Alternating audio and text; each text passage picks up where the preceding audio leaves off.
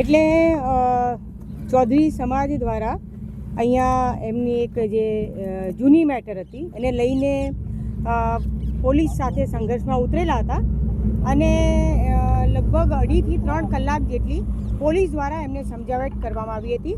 ટોળાને વિખેરવા માટે પણ પૂરે સમજ આપવામાં આવેલી હતી, પરંતુ ટોળું જે આક્રમક હતું અને એને કારણે સમજાવટને બાદ પણ એમની જીત પર રહ્યા હતા અને એમણે જ્યારે પોલીસ પર પથ્થરમારો કર્યો ત્યારબાદ પોલીસે બળ વાપર્યું છે. સાહેબ, આ સમગ્ર ઘટનામાં કેટલા પોલીસ કર્મી ઇન્ચાર્જ છે?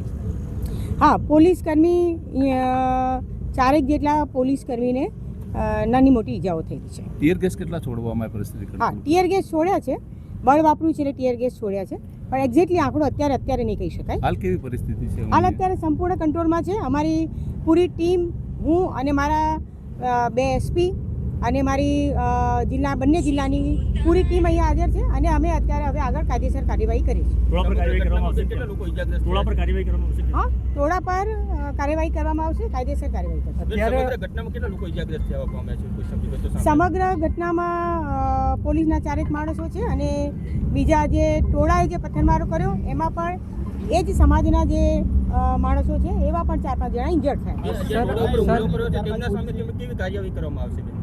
હા, ટોળાએ જે હુમલો કર્યો છે તો એના પર જે કાયદેસર કાર્યવાહી કરવામાં આવશે. સર, કેટલા લોકોની અટકાયત કરી છે અને ગુનો નોંધવાની કામગીરી કઈ રીતની કરી? અમે લગભગ 35 થી 40 માણસોને અત્યારે ડિટેન કર્યા છે અને એમની સામે કાર્યવાહી શરૂ કરી છે. અંદાજે પણ કેટલી ગાડીઓની તોડફોડ કરવામાં આવી છે જે સમગ્ર ઘટના છે? અંદાજે ગાડીઓની તોડફોડમાં તો એ પણ અમારે હજુ એક્ઝેક્ટલી જોવું પડશે.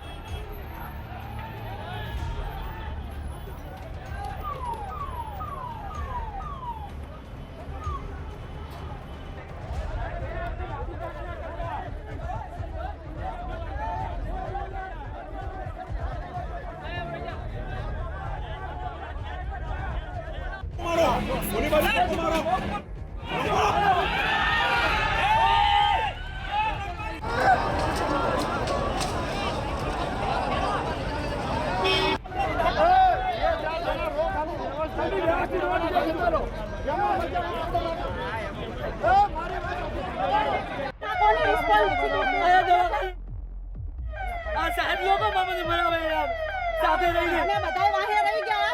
અહીંયા બધાયને મૂકી ભેગા રહી અને રબારણને પાછી અમારી ચૌધરી જોડેથી તો હવે આપણે ઈ ચૌધરીના નેતાઓને કે થોડોક આમાં ઇન્ટરેસ્ટ લ્યો. હવારમાં દાડો ઉગે ઈ પેલો એનો બાબા અમારી હવાર ઉધી હોય કોઈ આખું ના થાવું.